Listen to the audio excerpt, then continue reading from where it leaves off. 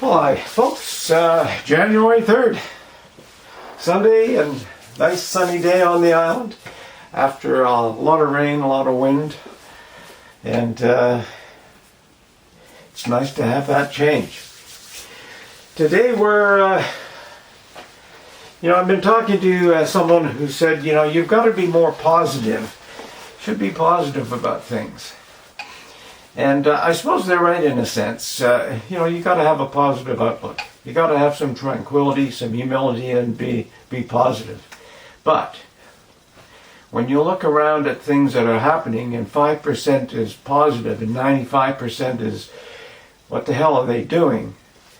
It's not much sense trying to be positive to that particular situation, because you've got to address. You eventually have to address the shenanigans that are going on. You can't just sort of paint them over. I mean, we've done that for years, and look where we are right now. So anyway, I dug up, through the years I've done a lot of different things. And most of it was being self-employed. And so in doing that, you have to keep yourself motivated. You have to find inspiration that's going to motivate you. So I was into a lot of writings, and I dug out a little old book as I'm cleaning up an office by David Baird. And there is tranquility and freedom when the people are allowed to speak. There is tranquility and democracy when the government listens. Now, if you think about that, there is tranquility and freedom when the people are allowed to speak. There is tranquility and democracy when the government listens. And as positive as you might want to be about it right now, we have neither. We do not have the right to speak freely. I mean, we're censored everywhere you turn around. Some censorship has even gone to the point where it's illegal to get into that discussion. And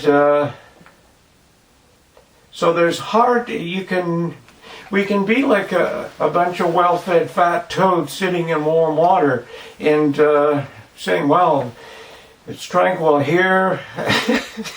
Just overlook that you can't croak, or if you croak, you get hit on the head with a hammer. We could do that, and we have been for years, but I think it's time people have to sort of say, whoa.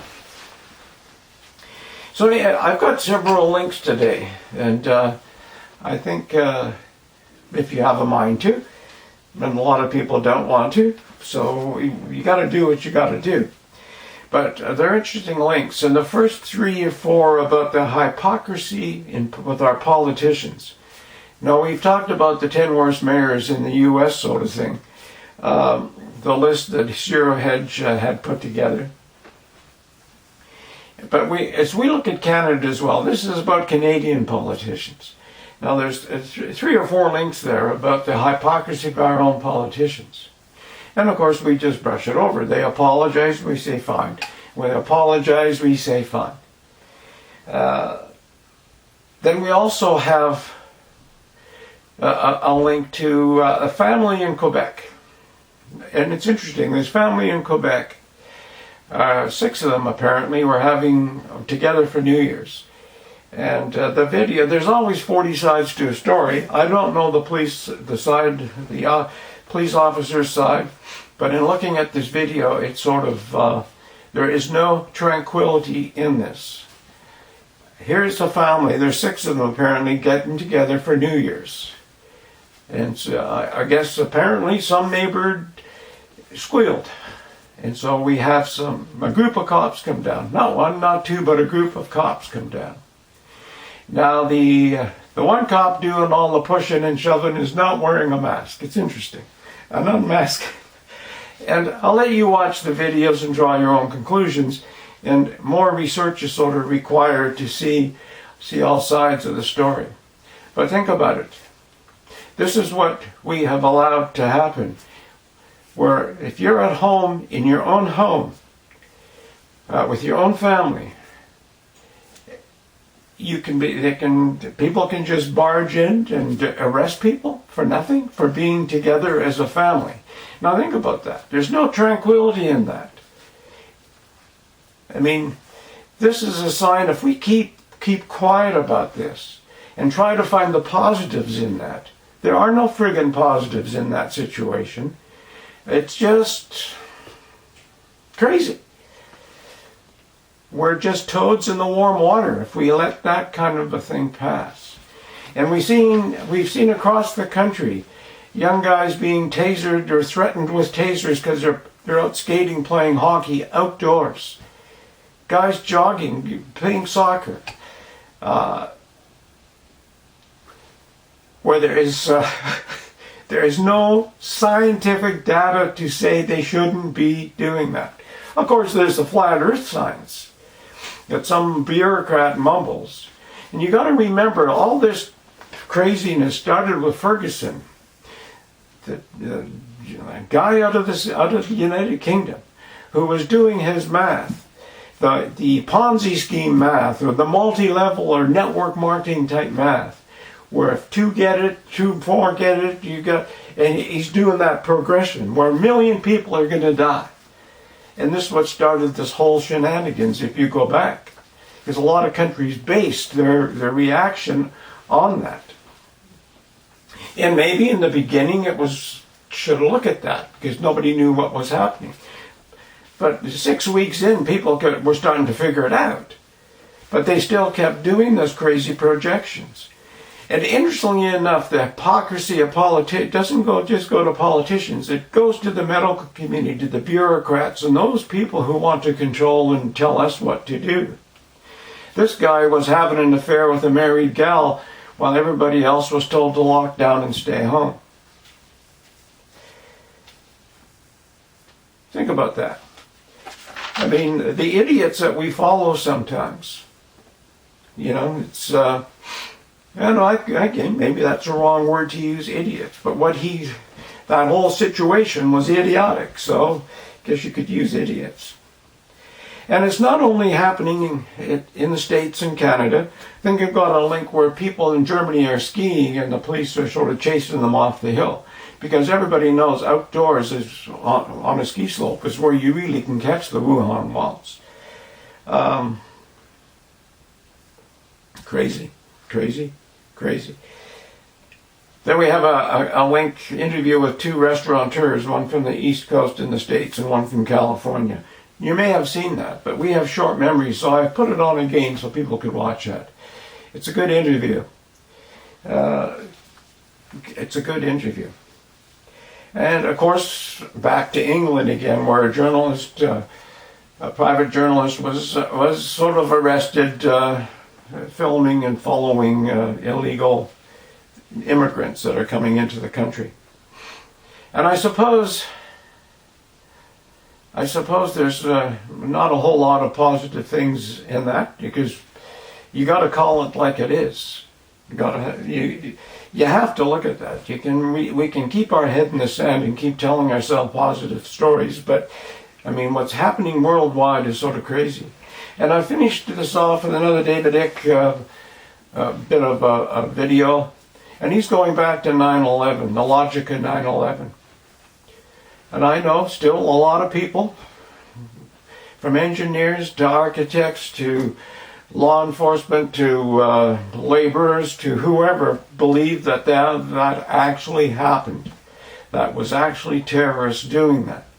They refuse to believe that maybe this was an inside job. And there's been several of those through history. Many of them through history, where you create something, everybody believes it, gives people an excuse to go after someone else.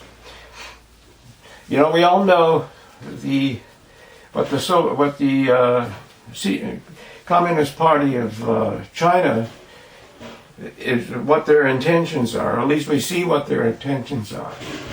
But there's also a danger here that we start blaming Chinese for everything that goes wrong. And we could be in a situation that ended where Germany was, where they blamed everything on the Jews. I mean, one has to be sort of really careful here.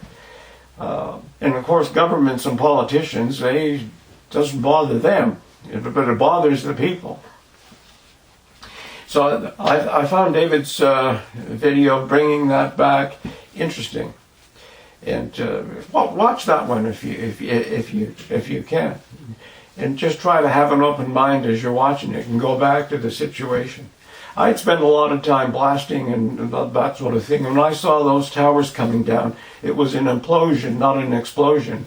And people were trying to explain how that implosion happened naturally from a plane hitting it. Doesn't make sense to me then, and it still doesn't now. And but it's intriguing. It's much like the Nashville explosion. You create this explosion, blame it on one turkey who in the hell knows who this guy was. But this has happened over and over and over and over again, and we continue to fall for their bullshit. So it's hard to be tranquil about stupidity when you see it happening. But anyway, that's about all for now. We'll try to be more positive on the next one. Sort of in today's time, when you see what's happening, it's sort of difficult. And I suppose it's much like trying to help the drug addicts on the street, the homeless drug addicts. Till they want to help themselves, it's pretty hard to do anything for them. To help them get their lives back, they have to want to. And I suppose that's the same with people. Until people get out of that warm water, quit being toads, and look at what's really happening, how can you help them? How can you point out to people who don't want to listen, don't want to think, who just believe? And it's understandable. We've all been brainwashed for so many damn years that it's from the time we're born, the brainwashing starts. But it's a dilemma. It's a dilemma. And it's much like go back and read Plato's Cave. I mean, that whole philosophy is still alive and well and kicking and thriving. Anyway, take care for now. See you tomorrow. Bye for now.